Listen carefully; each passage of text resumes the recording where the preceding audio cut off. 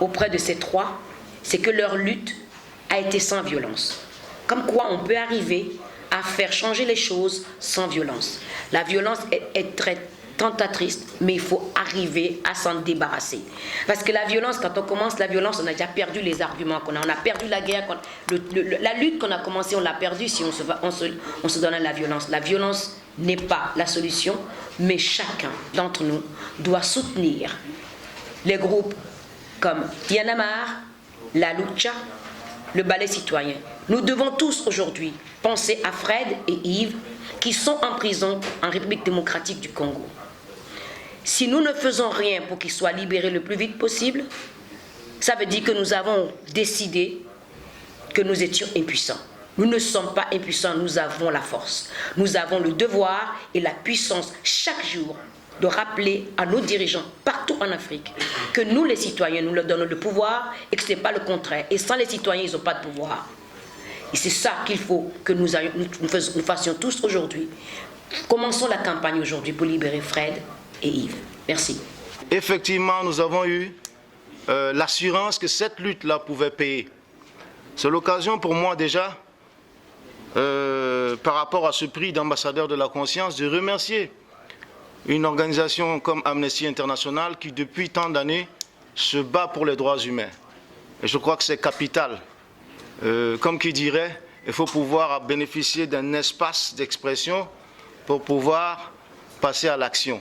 Cet espace, plus il est sain, plus il permet à chacun de nous exprimer et de toucher du doigt la vérité. Même si nous ne sommes pas Dieu, bien évidemment, nous pouvons tenter de nous en approcher. C'est aussi l'occasion pour moi de rendre hommage à tous ceux qui ont eu à se sacrifier pour cette lutte-là, à tous nos aînés qui nous ont devancés, que ce soit les Lumumba, les Nkrumah, les Cabral, les Sankara, Zongo, j'en ai déjà parlé, tous ces gens qui ont lutté finalement pour que cette Afrique-là puisse aller de l'avant, à tous nos frères et sœurs qui ont malheureusement laissé leur vie sur le macadam à cause de l'entêtement d'abrutis, de vieilles abrutis, je parlerai de vieux cons, parce qu'en Afrique, on nous a toujours parlé de respect, mais je crois que les gens, surtout les dictateurs, confondent respect et soumission.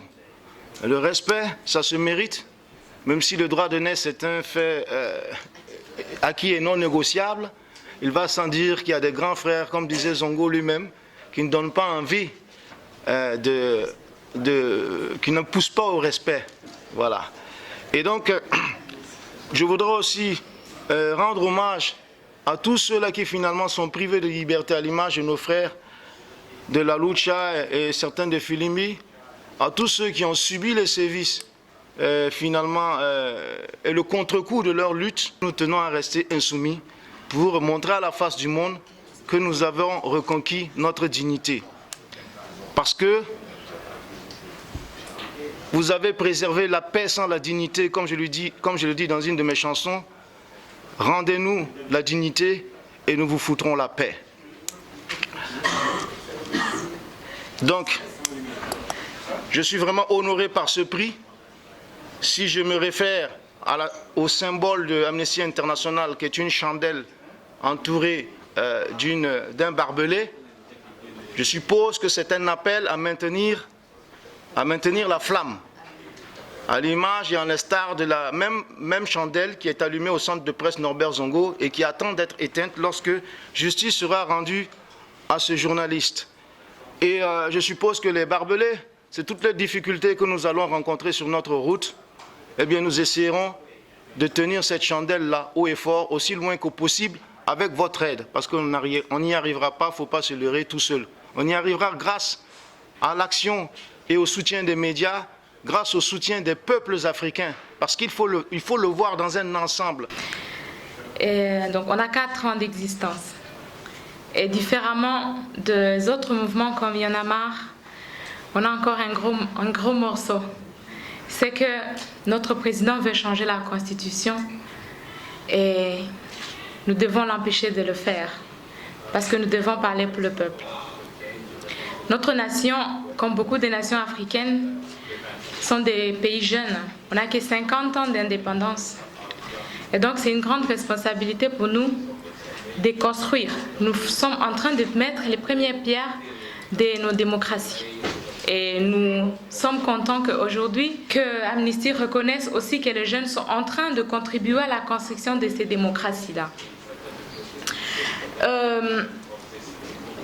Dans cette construction, il y a eu beaucoup de moments de frustration. Pour notre pays, on a 20 ans de guerre, on a 30 ans de dictature, et avant ça, on a les colonisations. Et aujourd'hui, on est en train d'aspirer à une paix qu'on n'a jamais connue, à une démocratie qu'on n'a jamais connue. Et donc, nous sommes en train de travailler pour un rêve. Et j'espère que ces rêves, c'est à nous de les rêver. Personne ne les rêvera pour nous. C'est un rêve africain, un rêve authentique. Et nous sommes prêts à aller de l'avant. Les militants de la lucha sont en train d'écrire l'histoire du Congo d'une autre manière, par leur engagement, et nous sommes en train de subir les très grandes répressions parce que le monde ne nous comprend pas. Parce que le langage a été trop similaire pendant des années. On ne parle que la même chose. On ne parle que de la dictature. On ne parle que des violences. Et quand nous venons, on ne parle que de la société civile très hiérarchisée, très bureaucratique. Et quand nous venons avec un autre concept de mouvement, c'est pas facile que le monde nous entende. Et qu'aujourd'hui, nous avons imposé un autre système de pensée, un autre système d'action qui sont des mouvements.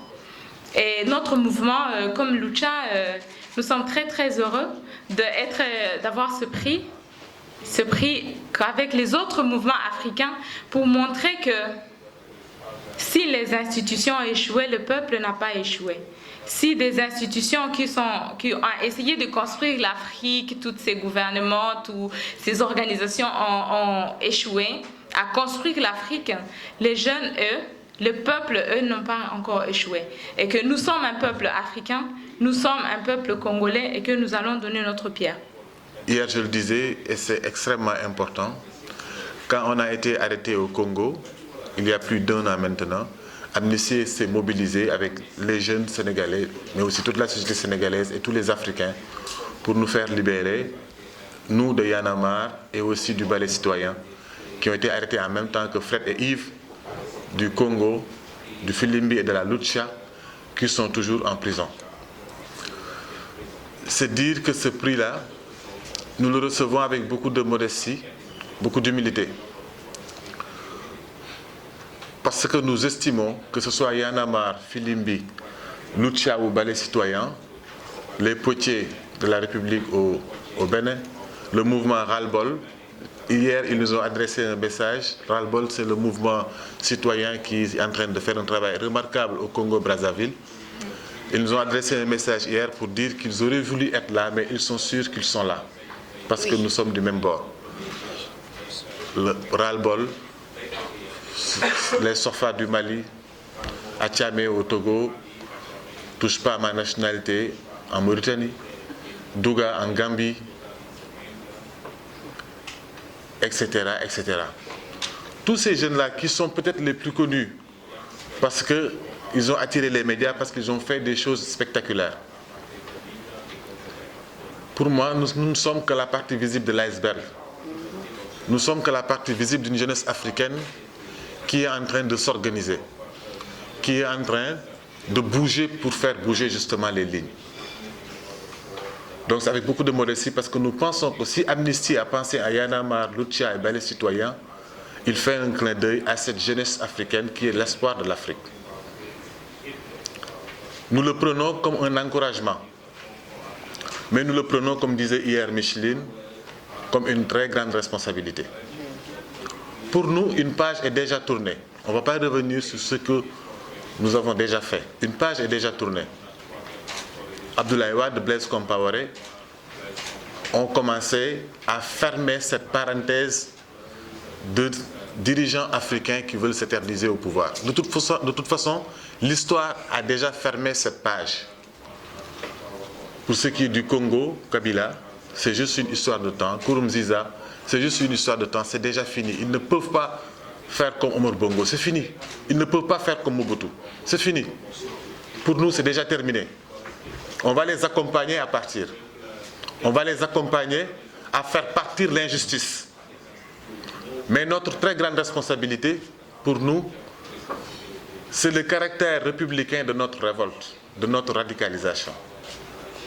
Notre grande responsabilité, c'est de continuer de voir des jeunesses africaines prendre la mer, mourir en mer. C'est de voir des jeunes Africains prendre le désert, mourir dans le désert, pour atteindre une hypothétique Europe. Parce que chez eux, il n'y a plus d'espoir.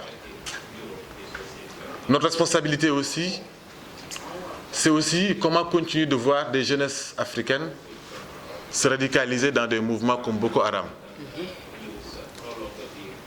Pour nous, c'est ça notre présent. Ce qui nous a fait connaître, c'est déjà passé. Notre présent et notre futur, notre présent c'est notre futur, c'est comment arrêter cette saignée.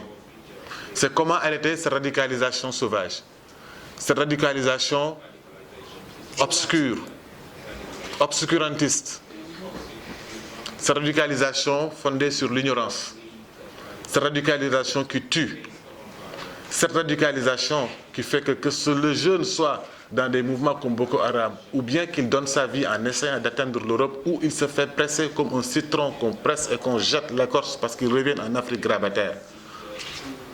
Cette radicalisation qui fait que l'Afrique ne peut pas compter sur sa principale ressource, sa principale force qui est la jeunesse.